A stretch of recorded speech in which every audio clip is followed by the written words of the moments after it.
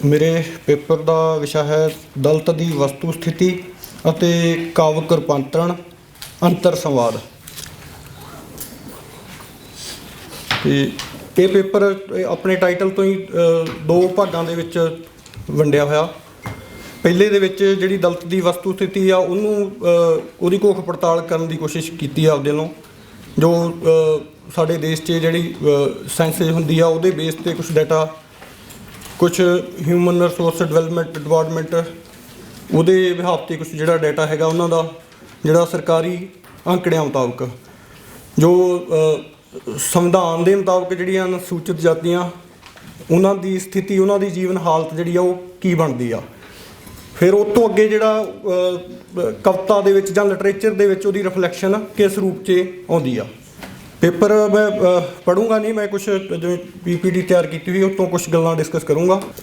ਮਾਨਵੀ ਸਮਾਜ ਅਤੇ ਮਨੁੱਖੀ ਮਨ ਦੀ ਕੰਸਟਰਕਸ਼ਨ ਬਹੁ ਭਿੰਨ ਦਰਜੇਬੰਦੀਆਂ ਵਾਲੇ ਕੰਕਰੀਟ ਨਾਲ ਨਿਰਮਿਤ ਹੋਈ ਹੈ। ਜਿਸ ਸਮੇਂ ਅਤੇ ਸਪੇਸ ਉੱਪਰ ਅਸੀਂ ਜਿਉਂ ਰਹੇ ਹਾਂ ਉੱਥੇ ਵਿਚਰਨ ਵਾਲਾ ਹਰ ਬੰਦਾ ਆਪਣੇ ਜਿਉਂਦੇ ਹੋਣ, ਬੰਦਾ ਹੋਣ ਦੀ ਸ਼ਨਾਖਤ ਨਾਲ ਹੀ ਪ੍ਰਭਾਸ਼ਿਤ ਨਹੀਂ ਹੁੰਦਾ। ਹਰ ਬਸਰ ਦੀ ਸਮਾਜਿਕ ਜਨਮ ਪੱਤਰੀ, ਉਹਦਾ ਪੂਰਾ ਕੁਰਸੀਨਾਮਾ ਉਸ ਦੇ ਹੋਣ ਨੂੰ, ਉਹਦੀ ਗੁਣਵੱਤਾ ਨੂੰ ਤੈਅ ਕਰਦਾ ਹੈ।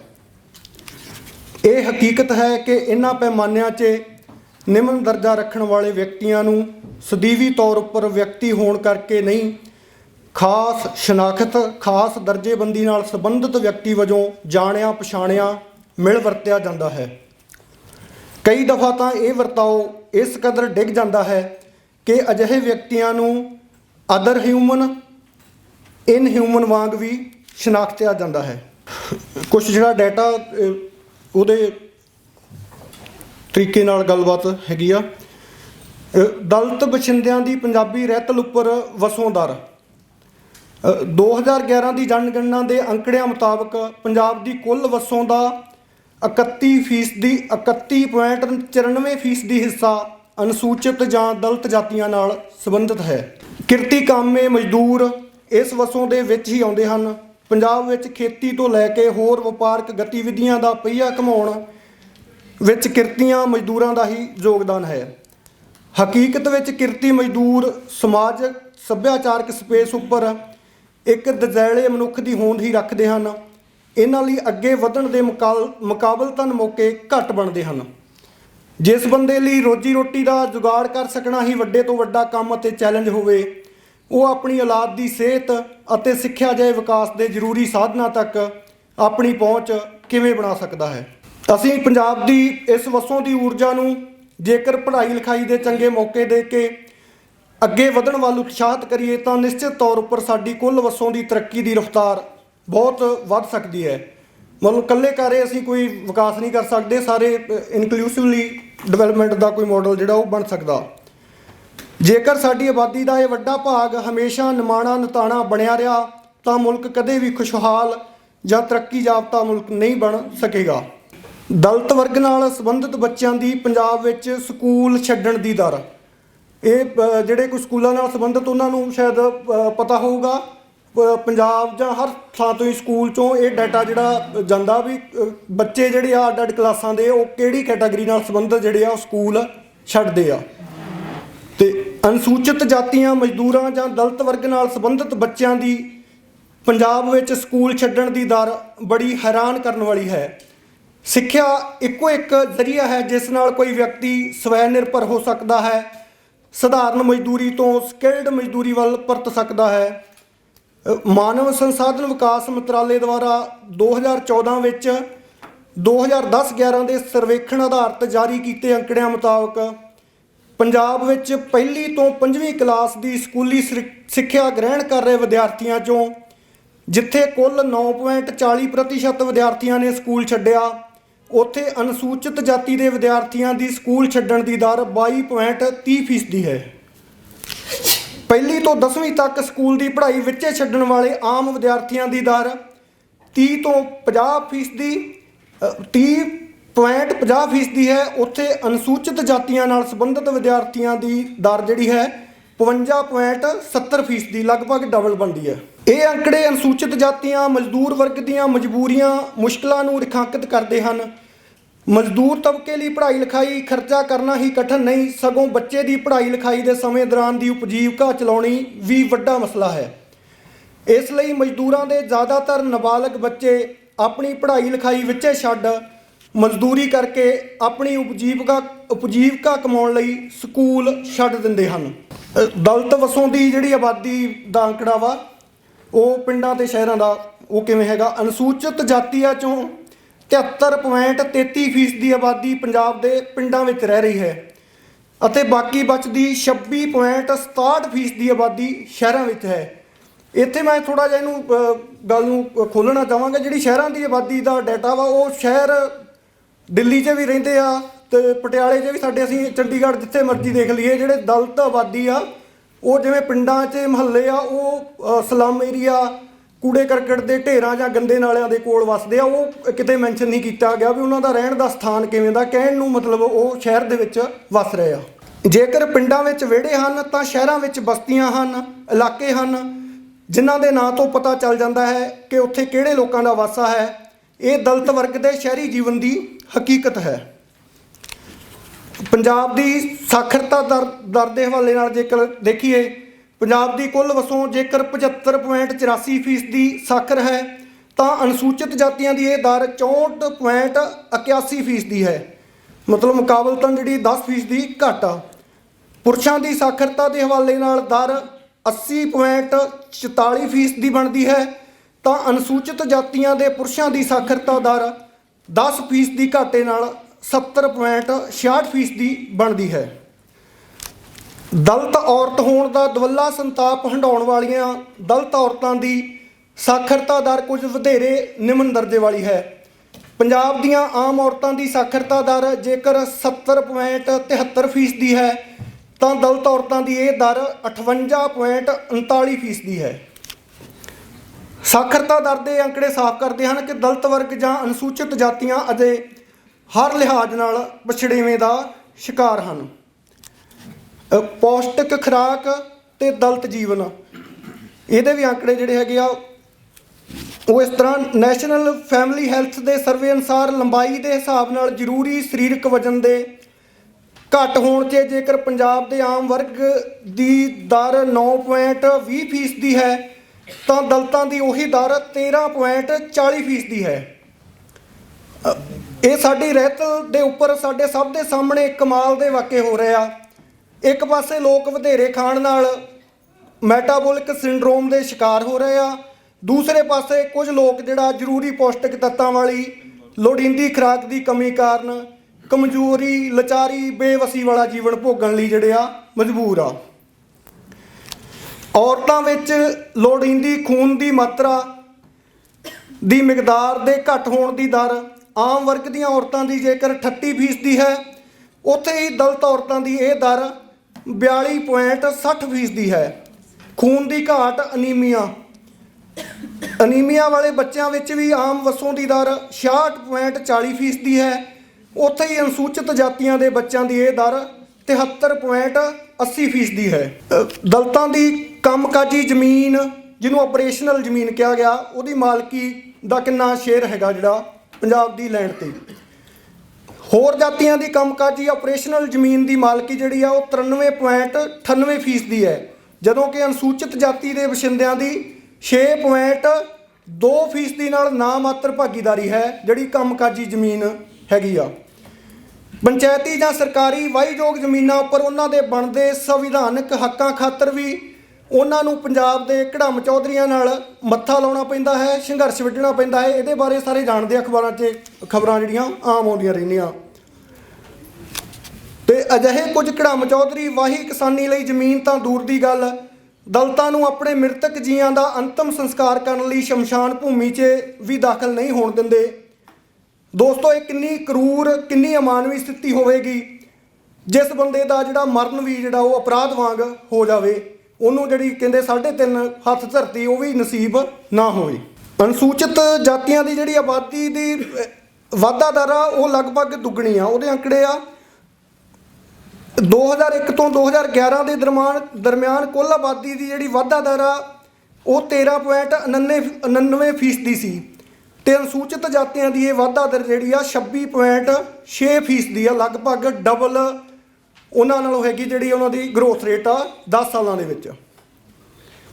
ਇਹ ਦੁੱਗਣੀ ਵਾਧਾ ਦਰ ਸਾਫ਼ ਤੌਰ ਉੱਪਰ ਦਰਸਾਉਂਦੀ ਹੈ ਕਿ ਅਨੁਸੂਚਿਤ ਜਾਤੀਆਂ ਦੇ ਵਸਿੰਦਿਆਂ ਨੂੰ ਸਿੱਖਿਆ, ਸਿਹਤ ਦੀਆਂ ਮੁੱਢਲੀਆਂ ਸਹੂਲਤਾਂ ਜਾਂ ਅਜੇ ਪੂਰਨ ਤੌਰ 'ਤੇ ਜਿਹੜੀਆਂ ਉਹ ਨਸੀਬ ਨਹੀਂ ਹੋਈਆਂ।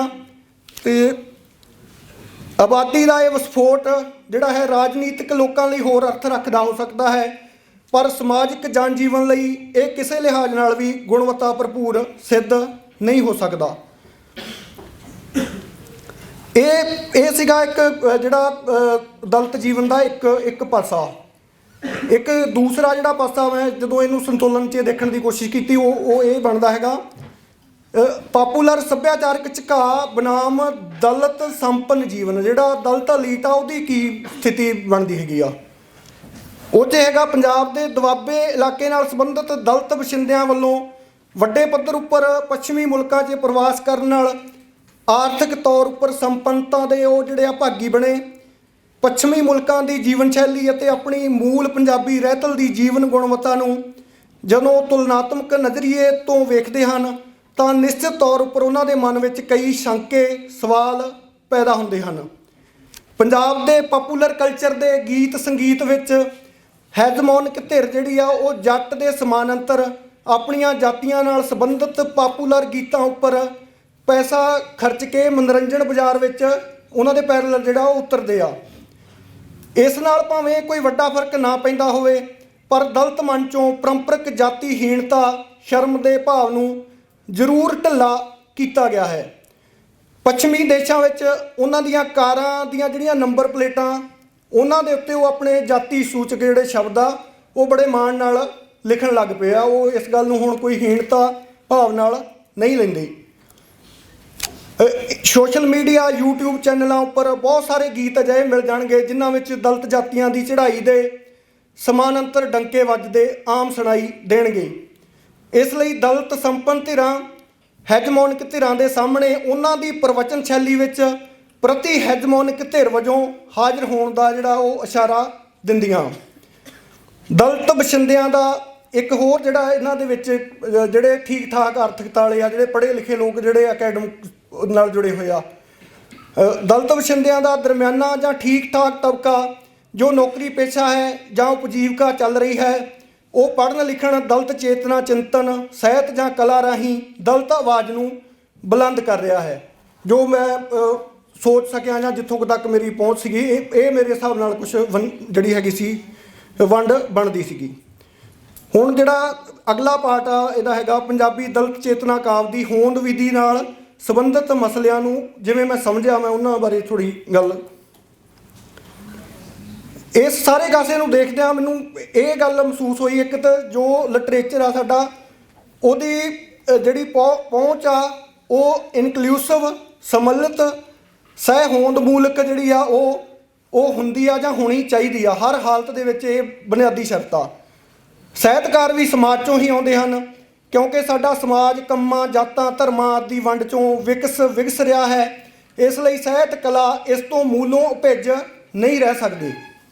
ਪਰ ਸਾਹਿਤ ਕਲਾ ਕਿਸੇ ਧਰਮ, ਜਾਤ ਜਾਂ ਕਿਸੇ ਖਾਸ ਵਿਚਾਰ ਨਾਲ ਸੰਬੰਧਿਤ ਕੋਈ ਸਥਿਰ ਵਰਤਾਰਾ ਵੀ ਨਹੀਂ ਜੋ ਕਿ ਸਮਾਜ ਦੀਆਂ ਮਨੁੱਖ ਦੇ ਸਾਵੇਂ ਵਿਕਾਸ ਦੇ ਵਿਰੋਧੀ ਕੂੜ ਧਾਰਨਾਵਾਂ ਦੀ ਉਲਟੀ ਕਰਨ ਲਈ ਮਜਬੂਰ ਹੋਵੇ। ਇਹ ਸ਼ਬਦ ਥੋੜ੍ਹਾ ਗਲਤ ਵਰਤਿਆ ਗਿਆ ਮੇਰੇ ਤੋਂ, ਪਰ ਮੈਨੂੰ ਇਹੀ ਸੁਝਿਆ ਵੀ ਸਾਹਿਤ ਨੇ ਜਾਂ ਸਾਹਿਤਕਾਰ ਨੇ ਜਮਾਂ ਹੀ ਜੋ ਕੁਛ ਸਮਾਜ ਦੇ ਵਿੱਚ ਇਨ ਬਿਨ ਉਹਦੀ ਜਿਹੜੀ ਫੋਟੋ ਕਾਪੀ ਨਹੀਂ ਕਰਨੀ, ਉਹਨੇ ਆਪਣੇ ਤਰੀਕੇ ਨਾਲ ਉਹਨੂੰ ਲਿਟਰੇਚਰ ਦੇ ਹਵਾਲੇ ਨਾਲ ਵੀ ਦੇਖਣਾ। ਸੱਚੇ ਸਾਹਿਤ, ਸੱਚੀ ਕਲਾ ਨੇ ਹਮੇਸ਼ਾ ਬਾਏ ਆਲ ਮੀਨਜ਼ ਨਿਧਿਰਿਆਂ ਦੀ ਧਿਰ, ਨਿਓਟਿਆਂ ਦੀ ਓਟ, ਬੇਆਵਾਜ਼ਾਂ ਦੀ ਆਵਾਜ਼ ਬਣਨਾ ਹੁੰਦਾ ਹੈ। ਸਮਾਜ ਦੇ ਸਰਬਪੱਖੀ ਵਿਕਾਸ, ਕਲਿਆਣ ਦੀ ਬਾਤ ਪਾਉਣ ਲਈ ਸਾਹਿਤ ਬਾਏ ਡਿਫਾਲਟ ਪਾਬੰਦ ਹੈ। ਸਾਹਿਤ ਦੇ ਸੁਭਾਅ ਦੀ ਤਸੀਰ ਮੂਲੋਂ ਹੀ ਇਨਕਲੂਸਿਵ, ਸਹਿ ਹੋਂਦ ਮੂਲਕ ਪਹੁੰਚ ਵਾਲੀ ਹੈ। ਜਦੋਂ ਅਸੀਂ ਸਾਹਿਤ ਨੂੰ ਵੰਡਣ ਖੰਡਣ ਦੀਆਂ ਗੱਲਾਂ ਕਰਦੇ ਹਾਂ ਤਾਂ ਨਿਸ਼ਚਿਤ ਤੌਰ ਉੱਪਰ ਅਸੀਂ ਸਾਹਿਤ, ਕਲਾ, ਕਵਿਤਾ ਦੀ ਮੂਲ ਆਤਮਾ ਦੇ ਵਿਰੁੱਧ ਖੜੇ ਹੁੰਦੇ ਹਾਂ। ਕੱਚਾ ਸਾਹਿਤ, ਕੱਚੀ ਬਾਣੀ ਜੇਕਰ ਕੋਈ ਹੁੰਦੀ ਹੈ ਤਾਂ ਜ਼ਰੂਰ ਅਜਿਹੀ ਹੀ ਹੁੰਦੀ ਹੋਵੇਗੀ ਜਿਸ ਵਿੱਚ ਅੱਤ ਦੀ ਨਿੱਜੀ ਹਉਮੈ ਹੀ ਜੁਗਾਂ ਜੁਗਾਂਤਰਾਂ ਤੀਕਰ ਫੈਲਣ ਵਾਲਾ ਵੱਡਾ ਸੱਚ ਹੋ ਨਿਬੜਦੀ ਹੈ। ਇੱਕ ਐਂਗਲ ਹੋਰ ਮੇਰੇ ਜੇਨ 'ਚ ਆਇਆ ਵੀ ਜਦੋਂ ਅਸੀਂ ਇਸ ਤਰ੍ਹਾਂ ਲਿਟਰੇਚਰ ਨੂੰ ਸਮਝਣ ਦੀ ਕੋਸ਼ਿਸ਼ ਕਰਨੀ ਆ ਤੇ ਜਿਹੜਾ ਮਾਨਵੀ ਵਿਹਾਰ ਦੀ ਦਮਨਕਾਰੀ ਬਿਰਤੀ, ਵੈਸੇ ਤਾਂ ਸ਼ਾਇਦ ਮਨੋਵਿਗਿਆਨ ਦਾ ਵਿਸ਼ਾ ਹੋਵੇ ਪਰ ਮੈਨੂੰ ਇਹ ਲੱਗਾ ਵੀ ਇਹ ਗੱਲ ਜ਼ਰੂਰੀ ਆ, ਕਿਉਂਕਿ ਜਿਹੜੇ ਸਿੱਧੇ ਜਿਹੇ ਪੈਟਰਨ ਆ ਉਹ 'ਚ ਸਾਨੂੰ ਇੱਕ ਪੱਖ ਹੀ ਦਿਖਦਾ ਵੀ ਜਿਹਦੇ ਨਾਲ ਧੱਕਾ ਹੋ ਰਿਹਾ, ਇੱਕ ਧੱਕਾ ਕਰਨ ਵਾਲਾ, ਪਰ ਜਿਹਦੇ ਨਾਲ ਧੱਕਾ ਹੋ ਰਿਹਾ ਉਹਦੀ ਪਹੁੰਚ ਕੀ ਆ, ਇਹ ਵੀ ਵੇਖਣ ਦੀ ਲੋੜ ਆ। ਕੀ ਦਮਨ ਜਾਂ ਦਲਨ ਗੈਰ ਦਲਿਤ ਜਾਤੀਆਂ ਦੇ ਲੋਕਾਂ ਵੱਲੋਂ ਸਿਰਫ ਦਲਿਤ ਜਾਤੀਆਂ ਦੇ ਲੋਕਾਂ ਦਾ ਹੀ ਕੀਤਾ ਜਾਂਦਾ ਹੈ ਜਾਂ ਕੀਤਾ ਜਾਂਦਾ ਰਿਹਾ ਹੈ? ਕੀ ਦਮਨ ਜਾਂ ਦਲਨ ਦੀ ਪ੍ਰਕਿਰਿਆ ਨੂੰ ਮਨੁੱਖੀ ਵਿਹਾਰ ਦੇ ਪੈਟਰਨਾਂ ਦੇ ਹਿੱਸੇ ਵਜੋਂ ਸਮਝਣ ਦੀ ਲੋੜ ਨਹੀਂ? ਗੈਰ ਦਲਿਤਾਂ ਵਿੱਚ ਜਾਤੀ ਊਚ ਨੀਚ ਦਾ ਮਸਲਾ ਖਹਿੜਾ ਨਹੀਂ ਛੱਡਦਾ, ਇਹ ਮੰਨਣਯੋਗ ਆ ਗੱਲ, ਬਿਲਕੁਲ ਠੀਕ ਆ। ਉਵੇਂ ਹੀ ਦਲਿਤ ਜਾਤੀਆਂ ਵਿੱਚ ਘੱਟ ਦਲਿਤ ਵੱਧ ਦਲਿਤ ਹੋਣ ਦਾ ਮਸਲਾ ਵੀ ਡੂੰਘੇ ਅਵਚੇਤਨ ਦਾ ਹਿੱਸਾ ਬਣਿਆ ਹੋਇਆ ਹੈ। ਮੈਂ ਪਿੰਡ ਨਾਲ ਸੰਬੰਧਿਤ ਹਾਂ, ਮੈਂ ਇਹ ਬਹੁਤ ਨੇੜਿਓਂ ਦੇਖੀਆਂ ਹੋਈਆਂ ਚੀਜ਼ਾਂ ਵੀ ਕਿਵੇਂ ਘੱਟ ਦਲਿਤ ਤੇ ਵੱਧ ਦਲਿਤ ਦਾ ਜਿਹੜਾ ਉਹ ਵਿਰੋਧ ਚੱਲਦਾ। ਇੱਕ ਹੈ ਅਤੀਤ ਅਤੇ ਵਰਤਮਾਨ ਦਰਮਿਆਨ ਰਚਨਾਤਮਕ ਸੰਵਾਦ ਤੇ ਪੰਜਾਬੀ ਦਲਿਤ ਚੇਤਨਾ ਕਾਵਿ ਦੀ ਹੋਂਦ ਵਿਧੀ।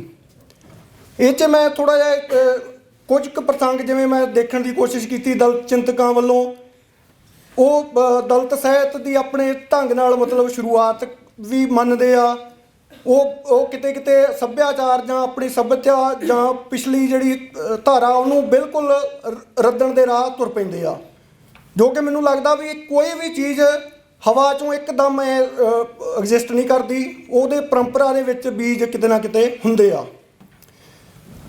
ਕਲਾ ਕਵਿਤਾ ਸਾਹਿਤ ਮੂਰੇ ਦਲਿਤ ਵਿਸ਼ੇਸ਼ਣ ਲੱਗਣਾ ਕੋਈ ਬਹੁਤ ਮਾਣ ਕਰਨਯੋਗ ਸਮਾਜਿਕ ਸੱਭਿਆਚਾਰਕ ਹਾਸਲ ਨਹੀਂ ਹੈ, ਜੋ ਮੈਨੂੰ ਲੱਗਦਾ। ਸਗੋਂ ਅਖੌਤੀ ਸੱਭਿਅਕ ਸਮਾਜ ਦੀ ਰੂਹ ਵਿੰਨਵੀਂ ਸ਼ਰਮਨਾਕ ਹਕੀਕਤ ਹੈ। ਇਹ ਸਦੀਵੀ ਨਪੀੜ, ਜਬਰ, ਦਲਣ, ਦਮਨ, ਦਬਾਓ, ਮਸਲਸਲ, ਅਨਿਆਂ, ਬਹੁ ਮਾਪਦੰਡੀ ਵਿਹਾਰ ਦੇ ਗਰਭ 'ਚੋਂ ਉਪਜਿਆ ਸ਼ਬਦ ਸੰਕਲਪ ਹੈ। ਇਹ ਬਹੁਤ ਇੰਜੋਏ ਕਰਨ ਵਾਲੀ ਗੱਲ ਨਹੀਂ ਵੀ ਦਲਿਤ ਕਵਿਤਾ ਜਾਂ ਦਲਿਤ ਸਾਹਿਤ, ਇਹ ਸਾਡੀ ਸ਼ਰਮ ਦੀ ਗੱਲ ਆ। ਪੰਜਾਬੀ ਵਿੱਚ ਸਾਡੀ ਜਾਚੇ ਮੁੱਖ ਧਰਾਈ ਲੇਖਕਾਂ ਚਿੰਤਕਾਂ ਵੱਲੋਂ ਦਲਿਤ ਸਿਰਜਕਾਂ ਨੂੰ ਅਣਡਿੱਠ ਕਰਨ, ਘੱਟ ਗੌਲਣ, ਚੋਣਵੀਂ ਚੁੱਪ ਰੱਖਣ ਦੇ ਤਰਕ ਜਿਹੜੇ ਆ ਉਹ ਦਲਿਤ ਸਿਰਜਣਾ ਦਾ ਪਿੜ ਬਣਦੇ ਆ, ਜੋ ਮੈਂ ਮਹਿਸੂਸ ਕੀਤਾ ਸਾਰੀਆਂ ਲਿਖਤਾਂ ਤੋਂ। ਕਿਉਂਕਿ ਮਹਾਰਾਸ਼ਟਰ ਦੇ ਵਿੱਚ ਇੱਕ ਅੰਦੋਲਨ ਦੇ ਵਿੱਚੋਂ ਦਲਿਤ ਸਾਹਿਤ ਦਾ ਉਦੈ ਹੁੰਦਾ। ਹਿੰਦੀ ਵਿੱਚ ਬਹੁਤ ਸਾਰਾ ਜਿਹੜਾ ਸਾਹਿਤ ਆ ਉਹ ਦਲਿਤਾਂ ਦੇ ਵਿਰੁੱਧ ਸਾਹਿਤ ਲਿਖਿਆ ਜਾਂਦਾ, ਉਸ ਗੁੱਸੇ ਦੇ ਵਿੱਚੋਂ ਦਲਿਤ ਸਾਹਿਤ ਪੈਦਾ ਹੁੰਦਾ। ਪੰਜਾਬੀ ਵਿੱਚ ਅਸੀਂ ਦੇਖਾਂਗੇ ਕੋਈ ਐਵੇਂ ਦਾ ਦਲਿਤ ਵਿਰੋਧੀ ਸਾਹਿਤ ਜਿਹੜਾ ਉਹ ਹੈਗਾ, ਪਰ ਬਹੁਤ ਘੱਟ ਆ, ਨਾ ਮਾਤਰ ਆ, ਉਹਦੀ ਗੱਲ ਕੀ ਕਰਾਂਗੇ ਆਪਾਂ।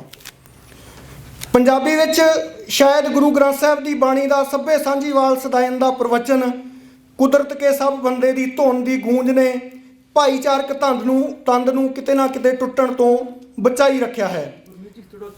ਬਸ ਜੀ ਲਾਸਟ 2-3 ਮਿੰਟ ਹੋਰ। ਦੀਨ ਕੇ ਹੇਤ ਲੜਨ ਦੀ ਬਾਤ ਪਾਉਣ ਵਾਲੇ ਕਬੀਰ, ਜਾਤ ਪਾਤ ਰਹਿਤ ਬੇਗਮਪੁਰੇ ਦੀ ਗੱਲ ਕਰਨ ਵਾਲੇ ਰਵੀਦਾਸ, ਜਿਸ ਨੂੰ ਮਹਾਰਾਸ਼ਟਰਾਂ ਦੇ ਮੰਦਿਰਾਂ 'ਚੋਂ ਨਿਮਨ ਜਾਤੀ ਹੋਣ ਕਰਕੇ ਫੜ ਕੇ ਉਠਾਇਆ ਗਿਆ, ਨਾਮਦੇਵ, ਉਹਨਾਂ ਦੀ ਬਾਣੀ 'ਚ ਵੀ ਆਉਂਦਾ ਵੀ ਨਾਮਾ ਪਕੜ ਕੇ ਉਠਾ ਦਿੱਤਾ ਗਿਆ ਦਲਿਤ ਜਾਤੀ ਦਾ ਹੋਣ ਕਰਕੇ। ਉਹਨਾਂ ਦੀ ਜਿਹੜੀ ਬਾਣੀ ਆ, ਫਰੀਦ, ਨਾਮਦੇਵ, ਸਦਨਾ, ਸੈਣ, ਪੀਪਾ, ਧੰਨਾ, ਕਬੀਰ, ਇਹ ਸਭ ਇੱਕ ਬਰਾਬਰ ਆ। ਮਤਲਬ ਆਪਾਂ ਇਹਦੇ ਅਰਥ ਭਾਵੇਂ ਕੋਈ ਜਿਵੇਂ ਮਰਜ਼ੀ ਲੈ ਲੇ, ਪਰ ਇਹਨਾਂ ਦਾ ਉੱਥੇ ਹੋਣਾ ਬਹੁਤ ਵੱਡੇ ਅਰਥ ਰੱਖਦਾ ਅਤੇ ਉਹਦੇ ਅਰਥ ਜਿਹੜੇ ਆ ਪੰਜਾਬੀ ਬੰਦੇ ਦੇ ਮਨ ਵਿੱਚ ਬਹੁਤ ਡੂੰਘੀ ਤਰ੍ਹਾਂ ਵਸੇ ਹੋਏ ਆ। ਕਬੀਰ ਉਸ ਸਮੇਂ ਦੇ ਜਿਹੜਾ ਸਾਡੇ ਚਿੰਤਕ ਬਹੁਤ ਵਾਰੀ ਇਸ ਗੱਲ ਨੂੰ ਛੱਡ ਜਾਂਦੇ ਆ। ਕਬੀਰ ਜੀ ਜਿਹੜੇ ਆ ਉਹ ਸਭ ਤੋਂ ਪਹਿਲੋਂ ਨਾਬਰੀ ਦੀ ਜਿਹੜੀ ਗੱਲ ਉਹ ਕਰਦੇ ਆ, ਜੋ ਬ੍ਰਾਹਮਣੀ ਕਦਰਾਂ ਕੀਮਤਾਂ ਸੀਗੀਆਂ ਜਾਂ ਉਹ ਬੰਦੇ ਨੂੰ ਕਿਵੇਂ ਡਿਫਾਈਨ ਕਰਦੇ ਸੀਗੇ। ਉਹਨਾਂ ਦਾ ਹੈਗਾ ਕਹੋ ਕਬੀਰ ਜੋ ਬ੍ਰਹਮ ਵਿਚਾਰੇ ਸੋ ਬ੍ਰਾਹਮਣ ਕਹੀਅਤ ਹੈ ਹਮਾਰੇ। ਜਿਹੜਾ ਬੰਦਾ ਬ੍ਰਹਮ ਦੀ ਗੱਲ ਕਰਦਾ ਉਹ ਜਾਤੀ ਨਾਲੋਂ ਕੱਟ ਕੇ ਉੱਥੇ ਬ੍ਰਹਮ ਦੀ ਗੱਲ ਕਰਨ ਵਾਲੇ ਨੂੰ ਬ੍ਰਾਹਮਣ ਐਲਾਨਦੇ ਆ। ਮਤਲਬ ਇਹ ਉਸ ਸਮੇਂ 'ਚ ਆਪਣੇ ਆਪ 'ਚ ਵੱਡੀ ਗੱਲ ਸੀ। ਅਤੇ ਗੁਰੂ ਨਾਨਕ ਦੇਵ, ਉਹਨਾਂ ਦਾ ਰੈਫਰੈਂਸ ਅਸੀਂ ਬਹੁਤ ਵਾਰੀ ਛੱਡ ਦਿੰਦੇ ਹਾਂ। ਉਹ ਨੀਚਾ ਅੰਦਰ ਨੀਚ ਜਾਤ ਨੀਚੀ ਹੂੰ ਅਤ ਨੀਚ, ਨਾਨਕ ਤਿਨ ਕੇ ਸੰਗ ਸਾਥ ਵੱਡਿਆਂ ਸਿਓ ਕਿਆ ਰੀਸ, ਜਿੱਥੇ ਨੀਚ ਸੰਭਾਲੀਅਨ ਤਿੱਥੇ ਨਦਰ ਤੇਰੀ ਬਖਸ਼ੀਸ਼। ਨਦਰ ਤੇ ਬਖਸ਼ੀਸ਼ ਗੁਰਮਤਿ ਵਿੱਚ ਮਤਲਬ ਬਹੁਤ ਵੱਡਾ ਸੰਕਲਪ ਆ। ਜੇ ਦਲਿਤ ਬੰਦਾ ਨੀਚ ਉਸ ਬਖਸ਼ਿਸ਼ ਦਾ, ਉਸ ਨਦਰ ਦਾ ਭਾਗੀ ਬਣਦਾ। ਤੇ ਮੈਨੂੰ ਲੱਗਦਾ ਵੀ ਇਦੋਂ ਵੱਡੀ ਕ੍ਰਾਂਤੀਕਾਰੀ ਗੱਲ ਉਸ ਸਮੇਂ ਦੌਰਾਨ, ਜਦੋਂ ਜਿਨ੍ਹਾਂ ਦੇ ਕੰਨਾਂ ਦੇ ਵਿੱਚ ਸਿੱਕੇ ਢਾਲ ਕੇ ਪਾਏ ਜਾਂਦੇ ਹੋਣ, ਜਿਨ੍ਹਾਂ ਨੂੰ ਮੰਦਿਰਾਂ 'ਚ ਵੜਨ ਤੋਂ ਰੋਕਿਆ ਜਾਂਦਾ ਹੋਵੇ, ਉਹ ਪਰਮਾਤਮਾ ਦੀ ਨਜ਼ਰ ਤੇ ਬਖਸ਼ਿਸ਼ ਦੇ ਪਾਤਰ ਮੰਨ ਲਏ ਗਏ ਹੋਣ ਜਾਂ ਉਹਨਾਂ ਨੂੰ ਇਸ ਦੇ ਯੋਗ ਬਣਾ ਲਿਆ ਗਿਆ ਹੋਵੇ, ਤੇ ਬਹੁਤ ਵੱਡੀ ਗੱਲ ਆ। ਇੱਕ ਬਹੁਤ ਕਮਾਲ ਦਾ ਮੈਨੂੰ ਰੈਫਰੈਂਸ ਹੋਰ ਮਿਲਿਆ, ਬੁੱਲੇ ਸ਼ਾਹ ਦਾ ਜਿਹੜਾ ਹੈਗਾ ਸੂਫੀ ਕਾਵ ਦੇ ਵਿੱਚ ਨਾਮ ਆ, ਤੇ ਉਹ ਜਿਹੜਾ ਆਪਣਾ ਗੁਰੂ ਧਾਰਨ ਕਰਦੇ ਆ, ਉਹਨਾਂ ਤੋਂ ਨੀਵੇਂ ਤਬਕੇ ਦਾ ਹੈਗਾ। ਉਹਨਾਂ ਨੂੰ ਗਾਲਾਂ ਵੀ ਪੈਂਦੀਆਂ, ਸਾਰਾ ਕੁਝ ਪੈਂਦਾ, ਪਰ ਉਹਨੂੰ ਆਪਣੀ ਤਰੀਕੇ ਨਾਲ ਡਿਫੈਂਡ ਕਰਦੇ ਆ ਵੀ ਜਿਹੜਾ ਮੈਨੂੰ ਇਸ ਗੱਲ ਤੋਂ ਰੋਕਦਾ ਜਾਂ ਵਰਜਦਾ ਵੀ ਤੂੰ ਨੀਵੀਂ ਜਾਤੀ ਸ਼ਬਦ ਸਜਦ ਹੁੰਦਿਆਂ ਹੋਇਆਂ ਨੀਵੀਂ ਜਾਤੀ ਦੇ ਬੰਦੇ ਨੂੰ ਆਪਣਾ ਗੁਰੂ ਬਣਾਇਆ, ਉਹ ਕਹਿੰਦਾ ਵੀ ਉਹਨੂੰ ਦੋਜ਼ਖ ਦੇ ਵਿੱਚ ਜਿਹੜੀ ਆ ਸਜ਼ਾ ਮਿਲੇ। ਇੱਕ ਸੂਫੀ ਬੰਦਾ ਮੈਨੂੰ ਲੱਗਦਾ ਵੀ ਇਹ ਤੋਂ ਵੱਡੀ ਗੱਲ ਹੋਰ ਕੀ ਕਹਿ ਸਕਦਾ। ਜਿਹੜੀ ਦਲਿਤ ਵਿਰੋਧੀ ਕਾਵਿ ਦੀ ਗੱਲ ਸੀ, ਉਹ ਇੱਕ ਦੋ ਉਦਾਹਰਨਾਂ ਦੇ ਕੇ ਮੈਂ ਬਾਹਲੀ ਲੰਮੀ ਗੱਲ ਨਹੀਂ, ਕਵਿਤਾ ਬਾਰੇ ਮੇਰੇ ਦੋਸਤ ਹੋਰ ਸਾਥੀ ਵੀ ਗੱਲ ਕਰਨਗੇ। ਇਹ ਮੇਰਾ ਇੱਕ ਤਾਂ ਨਿੱਜੀ ਐਕਸਪੀਰੀਅੰਸ 'ਚੋਂ ਆਈ ਹੋਈ ਚੀਜ਼ ਆ, ਤੇ ਇੱਕ ਕਾਮਨ ਆ। ਉਹ 'ਚ ਹੈਗਾ ਧਨੀ ਰਾਮ ਚਾਤਰਿਕ ਦੀ ਕਵਿਤਾ ਜਿਹੜੀ ਆ, ਮਾਰਦਾ ਦਮਾਮੇ ਜੱਟ ਮੇਲੇ ਆ ਗਿਆ। ਤੇ ਉਹ ਮਾਲ ਟਾਂਡਾ ਸਾਹਮਣੇ ਨੂੰ ਇਹ ਪਤਾ ਲੱਗਾ ਵੀ ਉੱਥੇ ਉਹ ਪਰਟੀਕੂਲਰ ਜਾਤ ਦਾ ਜ਼ਿਕਰ ਕਰਦੇ ਆ, ਉਹ ਬਾਅਦ 'ਚ ਕੱਟ ਕੇ ਜਿਹੜਾ ਕੰਮ ਆ ਜਾਂ ਜੋ ਵੀ ਕਰ ਦਿੱਤਾ ਗਿਆ।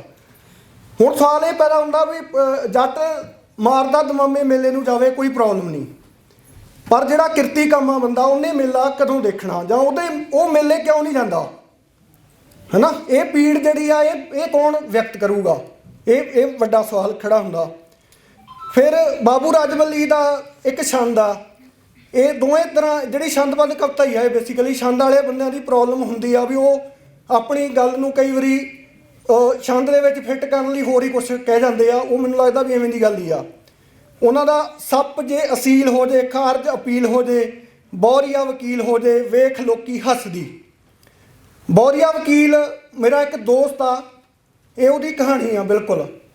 ਉਹਦੇ ਪਿਤਾ ਜੀ ਨੂੰ ਇਹ ਗੱਲ ਜਦੋਂ ਸੁਣੀ ਉਹਨਾਂ ਨੇ, ਇਹ ਬਾਬੂ ਰਾਜਵੱਲੀ ਦੀ ਕਵਿਸ਼ਰੀ ਪਿੰਡਾਂ ਵਿੱਚ ਆਮ ਚੱਲਦੀ ਸੀ, ਉਹਨਾਂ ਨੂੰ ਬੜਾ ਧੱਕਾ ਲੱਗਾ ਵੀ ਅਸੀਂ ਕਿਸ ਗੱਲੋਂ ਘੱਟ ਹਾਂ, ਵੀ ਬੌਰੀਆ ਵਕੀਲ ਦੇ ਕਿਹੜਾ ਕਾਲਾ ਕੋਟ ਨਹੀਂ ਪੈ ਸਕਦਾ, ਕਿਉਂ ਨਹੀਂ ਪੈ ਸਕਦਾ? ਇਹ ਕੌਣ ਤੈਅ ਕਰਦਾ ਵੀ ਕੌਣ ਵਕੀਲ ਬਣੂਗਾ, ਕੌਣ ਨਹੀਂ ਬਣੂਗਾ? ਉਹ ਆਪਣੇ ਪੜ੍ਹ ਰਹੇ ਮੁੰਡੇ, ਜੋ ਮੇਰਾ ਦੋਸਤ ਆ, ਉਹਨੂੰ ਮਤਲਬ ਇੱਕ ਰਿਕੁਐਸਟ ਕਰਦਾ ਪਿਓ ਵੀ ਮੇਰੀ ਇੱਜ਼ਤ ਤਾਂ ਬਚਦੀ ਆ ਜੇ ਤੂੰ ਵਕੀਲ ਬਣੇ। ਇਹ ਹਕੀਕਤ ਆ ਬਿਲਕੁਲ। ਉਸ ਬੰਦੇ ਨੂੰ ਮਿਲ ਵੀ ਸਕਦੇ, ਮੈਂ ਹੁਣ ਨਾਂ ਨਹੀਂ ਲੈਣਾ। ਤੇ ਉਹ ਜਦੋਂ ਇਹ ਗੱਲ ਹੁੰਦੀ ਆ ਤੇ ਉਹ ਆਪਣੀ ਪੜ੍ਹਾਈ ਕਰਦਾ, ਚਲੋ ਉਹ ਲਾ ਦੀ ਡਿਗਰੀ ਉਹਦੀ ਮੁਕੰਮਲ ਹੋ ਜਾਂਦੀ ਆ। ਆਖਿਰਕਾਰ ਉਹ ਦਿੱਲੀ ਰਾਜਧਾਨੀ ਦੇ ਵਿੱਚ ਜਾ ਕੇ ਸਰਕਾਰੀ ਵਕੀਲ ਬਣਦਾ, ਉਹੀ ਬੌਰੀਆ। ਉਹਦਾ ਪਿਓ ਵੱਡਾ ਫੱਟਾ ਆਪਦੇ ਘਰ ਦੇ ਮੂਹਰੇ ਲਾਉਂਦਾ ਵੀ ਬੌਰੀਆ ਵਕੀਲ ਬਣ ਸਕਦਾ। ਮਤਲਬ ਲਿਟਰੇਚਰ ਦੀ ਐਪਲੀਕੇਸ਼ਨ ਕੀ ਆ?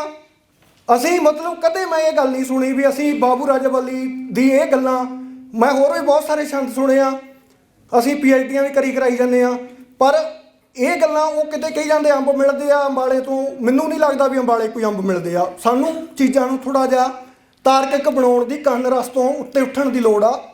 ਉਹ ਚੀਜ਼ਾਂ ਬੰਦਿਆਂ 'ਤੇ ਅਸਰ ਕਿਵੇਂ ਕਰਦੀਆਂ? ਤੇ ਉਹਨੇ ਇਹ ਗੱਲ ਨੂੰ ਬਿਲਕੁਲ ਹੀਣੀ ਸਾਬਤ ਕਰ ਦਿੱਤਾ ਬੰਦੇ ਨੇ, ਵਕੀਲ ਬਣ ਕੇ। ਹੁਣ ਅੱਜ ਕੱਲ੍ਹ ਉਹ ਵਕੀਲ ਬਣਾਉਣ ਵੀ ਲੱਗ ਗਿਆ, ਉਹ ਪੜ੍ਹਾਉਂਦਾ ਵੀ ਆ। ਇੱਕ ਜਿਹੜਾ ਇਤਿਹਾਸਕ ਗਲਤ ਬਿਆਨੀ ਤੇ ਇਤਿਹਾਸਕ ਲਮਹਿਆਂ ਜਾਂ ਦਸਤਾਵੇਜ਼ਾਂ ਦੀ ਜਿਹੜੀ ਪੁਨਰ ਵਿਆਖਿਆ ਦੇ ਬਹਾਨੇ ਸਾਡੇ ਰਿਵਾਜ ਆ ਵੀ ਅਸੀਂ ਆਪਣੇ ਆਪ ਨੂੰ ਉੱਚਾ ਸਿੱਧ ਕਰਨ ਲਈ ਚੀਜ਼ਾਂ ਨੂੰ ਆਪਣੇ ਮੁਤਾਬਕ ਇੰਟਰਪ੍ਰੇਟ ਕਰਦੇ ਹਾਂ, ਇਹ ਸਾਰੇ ਕਿਤੇ ਕਾਮਨ ਵਰਤਾਰਾ। ਉਹਦੇ ਵਿੱਚ ਸਾਡੇ ਦਲਿਤ ਚਿੰਤਕਾਂ ਦੀ ਵੀ ਦਿੱਕਤ ਹੈਗੀ ਆ, ਉਹਨਾਂ ਨੇ ਵੀ ਕਿਤੇ ਕਿਤੇ ਇਵੇਂ ਦੀਆਂ ਗਲਤੀਆਂ ਕੀਤੀਆਂ। ਕੋਈ ਚਿੰਤਕ ਆ ਡਾਕਟਰ N ਸਿੰਘ, ਹਿੰਦੀ 'ਚ ਉਹਨਾਂ ਦੀ ਕਿਤਾਬ ਆ ਦਲਿਤ ਸਾਹਿਤਯ ਕੇ ਪ੍ਰਤੀਮਾਨ।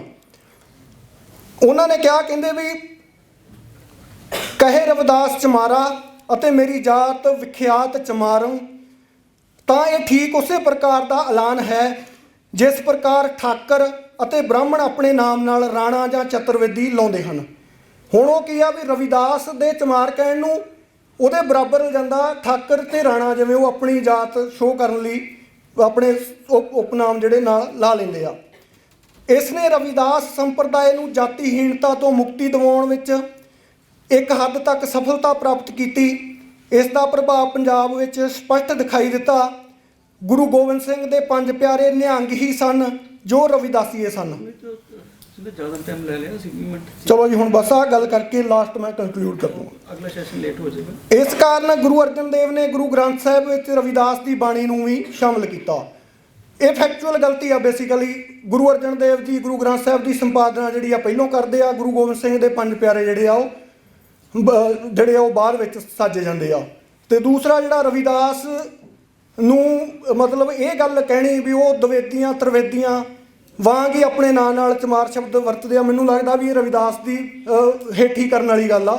ਰਵਿਦਾਸ ਦਾ ਮਤਲਬ ਇਹ ਆ ਵੀ ਜਿਹੜੇ ਬੰਦਿਆਂ ਨੂੰ ਤੁਸੀਂ ਅਣਡਿੱਠ ਕੀਤਾ, ਇਗਨੋਰ ਕੀਤਾ, ਮੈਂ ਉਹ ਚਮਾਰ ਹੋਣ ਨੂੰ ਹੀਣਤਾ ਭਾਵ ਨਾਲ ਨਹੀਂ ਲੈ ਰਿਹਾ, ਮੈਂ ਉਹ ਸਾਰਾ ਕੁਝ ਕਰ ਰਿਹਾ ਵਾਂ, ਚਮਾਰ ਹੁੰਦਿਆਂ ਵੀ ਮੈਂ ਆਪਣਾ ਕੰਮ ਕਰ ਰਿਹਾ ਹਾਂ।